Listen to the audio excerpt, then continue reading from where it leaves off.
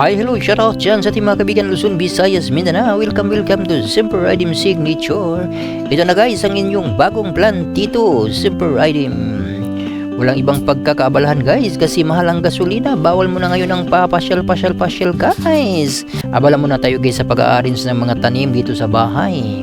Meron tayong iba't ibang uri ng bulaklak, namumulaklak at saka yung hindi namumulaklak, yung mga ornamentals lang. Kailangan nating ayusin para mas magandang tingnan.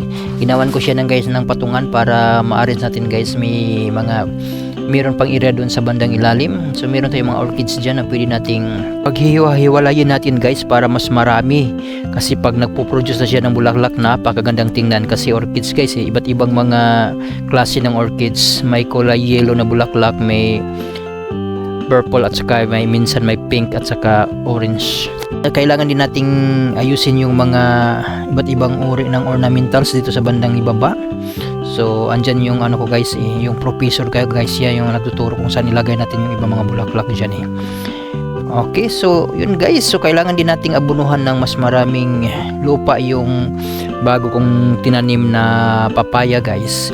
Ginamit ko kasi yung lumang gulong, tapos nilagyan ko siya ng mga yung mga damo. Siya na yung magsisilbing pataba dyan. Tapos kailangan natin lagyan ng mas maraming lupa para talagang mabaon yung roots niya guys. Tapos matabunan yung gilid ng gulong kasi baka pamahayan pa yan ng mga insekto So ayan guys, sure na ako natutubo yan at magpo-produce niya ng buwan. Kailangan lang natin ng lagyan ng mas maraming lupa. So ayan, so pagkatapos kailangan natin linisin yung area para mas magandang tingnan guys, kasi kaya walis.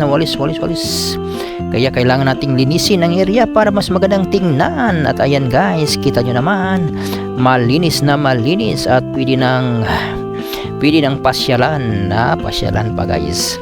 So wala kasi dyan ng ating partner sa paglilinis kasi naglaro dun si Bini TV. So ako na naman yung maglilinis guys. Anyway, ayan. So madali lang naman. So yan ang resulta. Napakaganda.